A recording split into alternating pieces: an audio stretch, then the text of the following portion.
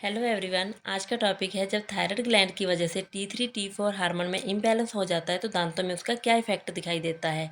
And ये hormone हमारे दांतों के विकास के लिए भी महत्वपूर्ण है जब इसका सही बैलेंस होता है। T3 T4 हार्मोन क्या होता है, थायराइड ग्रंथि उसे कैसे बनाती है, किस तरह वो हमारे शरीर के लिए काम करते हैं अलग अलग से, इसके ऊपर पहले से डिटेल में वीडियो है। तो आज की वीडियो में हम ओनली दांतों के बारे में ही बात करेंगे। थायराइड ग्रंथि जो मुख्य रूप से दो हार्मोन बनाती है, T3 एंड T4, जो लगभग हर कोशिकाओं मेटाबॉलिज्म को बैलेंस रखने एंड एनर्जी उत्पादन के लिए महत्वपूर्ण भूमिका निभाता है। जो थायराइड हार्मोन है वो मुंह के अंदर की जो कोशिकाएं होती है, सेल टिश्यू होते हैं, उनको भी बैलेंस रखने का काम करता है। जैसे जो सलाइवा ग्लैंड है उसको उत्तेजित करना, जो मसूड़ों की कोशिकाएं हैं, दांत बनाने वाली कोशिकाएं हैं, सभी को सही तरीके से काम कराने में थायराइड जो हार्मोन है वो हेल्प करता है। जब थायराइड हार्मोन का इम्बैलेंस हो जाता है तो इन कोशिकाओं के काम में रुकावट आ जाती है। जिन लोगों में थायराइड हार्मोन की कमी हो जाती है, यानी कि लेवल कम हो जाता है, जिसे हम हाइपोथायराइडिज्म भी कहते हैं, तो उनमें जो सलाइवा ग्लैंड होता है वो कम उत्तेजित होता है, जिससे उनके मुंह में लार कम बनती है। तो सलाइवा बढ़ना बहुत ज़रूरी है, बिकॉज जो सलाइवा है इसमें एंजाइम पाए जाते हैं जो भोजन को पचाने में मदद करते हैं। ऐसे एंटीबॉडीज होते हैं जो बैड बैक्टीरिया को से फाइट करने एंड उनको नष्ट करने का काम करते हैं। एंड सलाइवा हमारे मुंह को नम रखता है, जिससे बैक्टीरिया एंड भोजन से जो भी कण होते हैं दांतों में फंस जाते हैं वो आसानी से निकल जाते हैं। मुंह में बनने वाला सलाइवा हमारे दांतों के लिए एक सुरक्षा कवच का काम करता है। तो जिन लोगों में थायराइड का लेवल कम हो जाता है उनमें सलाइवा उनके मुंह में कम बनता है। सलाइवा की कमी से मुंह सूखा रहता है, जिससे बैक्टीरिया आसानी से जमा होने लगते हैं और दांतों में कैविटीज एंड मसूड़ों की प्रॉब्लम का खतरा भी बढ़ सकता है। जैसे हमने पहले जाना, थायराइड हार्मोन मसूड़ों को मजबूत रखने, स्वस्थ रखने और उनकी मरम्मत करने में भी महत्वपूर्ण भूमिका निभाता है।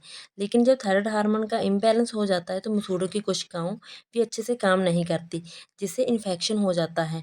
इसके अलावा जैसे सूजन होना एंड रेडनेस एंड मसूड़ों से ब्लीडिंग होना, ये प्रॉब्लम थायराइड हार्मोन के इम्बैलेंस से हो सकती है। ज़्यादा मात्रा में बैक्टीरिया का जमा होना, जिससे इन्फेक्शन होने का खतरा हो सकता है।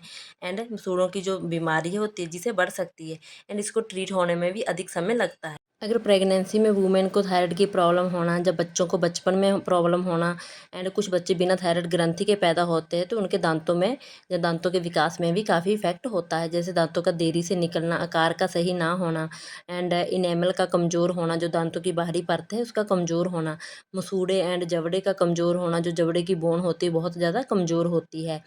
तो इसलिए जब इम्बैलेंस होता है तो काफ़ी इफेक्ट दांतों पर भी दिखाई देता है।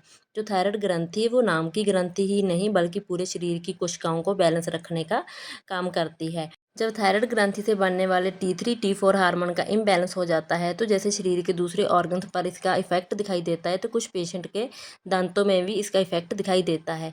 ऐसा हर किसी में नहीं होता, लेकिन कुछ के पेशेंट में ऐसे लक्षण दिखाई देते हैं। थायराइड के लेवल के अकॉर्डिंग हर किसी के सिम्टम अलग होते हैं। थायराइड से रिलेटेड प्रॉब्लम होने पर डॉक्टर से अवश्य कंसल्ट करें एंड समय पर टेस्ट करवाएं एंड साथ में न्यूट्रिएंट डाइट को भी अवश्य ऐड करें। कुछ खाद्य पदार्थों से परहेज करें ताकि आपको बेस्ट रिजल्ट मिल सके। इसके अलावा एक्सरसाइज, योगा को भी अपनी लाइफ में ऐड करें। दांतों को हेल्दी एंड मजबूत रखने के लिए हमें सॉफ्ट ब्रिसल वाला टूथपेस्ट का इस्तेमाल करना चाहिए, जो दांतों के साथ मसूड़ों को भी सॉफ्टली क्लीन करे। एंड 3 से 4 मंथ के बाद ब्रश को चेंज करना चाहिए। फ्लोराइड टूथपेस्ट का इस्तेमाल करना चाहिए जिससे बैक्टीरिया कम हो। ब्रश को हमेशा गोलाकार मोशन में करें, ज़्यादा फोर्सफुली ब्रश को नहीं करना चाहिए, इससे मसूड़े छिल सकते हैं एंड जो इनेमल होता है दांतों का उसके ऊपर भी असर जाता है। एंड जीभ को भी हमेशा साफ करें, दिन में 2 बार ब्रश करना चाहिए। एंड सबसे इम्पोर्टेंट, रात को सोने से पहले तो ब्रश हमें अवश्य करना ही चाहिए। रात के भोजन के बाद भोजन के कुछ कण दांतों में रह जाते हैं, जिसकी वजह से बैड बैक्टीरिया जमा हो सकता है। तो बैक्टीरिया से बचने के लिए हमें रात को अवश्य ब्रश करना चाहिए। जहाँ ब्रश नहीं पहुँचता वहाँ से भी हमें खुद से दांतों को साफ करना चाहिए। एंड इसके साथ माउथ वॉश, जो एंटीबैक्टीरियल माउथ वॉश होता है, उसका उपयोग करना चाहिए जिससे बैक्टीरिया नष्ट हो सकें। एंड मीठे खाद्य पदार्थों का उपयोग कम करना चाहिए, बिकॉज ये चिपचिपे होते हैं जो जब चिपकने के बाद बैड बैक्टीरिया को बढ़ावा देते हैं। एसिडिक ड्रिंक का इस्तेमाल कम करना चाहिए, जो हमारे दांतों की इनेमल को कमज़ोर करती है। अगर हम सोडा ड्रिंक वगैरह का उपयोग करते भी हैं तो हमें हमेशा स्ट्रॉ का यूज़ करना चाहिए। शुगर फ्री च्युइंगम का इस्तेमाल करना चाहिए जो मुंह में सलाइवे को इंक्रीज करती है। एंड सलाइवा हमारे लिए बहुत ही बेनिफिशियल है एंड मसाज का काम भी करती है। इसके अलावा जैसे ऑयल पुलिंग करनी चाहिए, ऑयल में मुंह को लेकर गोल गोल घुमाकर उसे स्पिट करना चाहिए। उसे निगलना नहीं है, स्पिट करना है, जिससे बैक्टीरिया बाहर निकल सकते हैं। तो इस तरह से हम अपने दांतों को हेल्दी एंड मजबूत रखने के लिए कुछ टिप्स का उपयोग कर सकते हैं। थायराइड हार्मोन के इम्बैलेंस से दांतों में भी इस तरह इफेक्ट दिखाई देता है। एंड स्किन में कैसे इफेक्ट होता है, थायराइड ग्रंथि क्या है, किस तरह काम करती है, इसके ऊपर पहले से डिटेल में वीडियो है। तो उम्मीद करती हूँ आपके लिए जो आज का टॉपिक हेल्पफुल रहा होगा। Thanks for watching.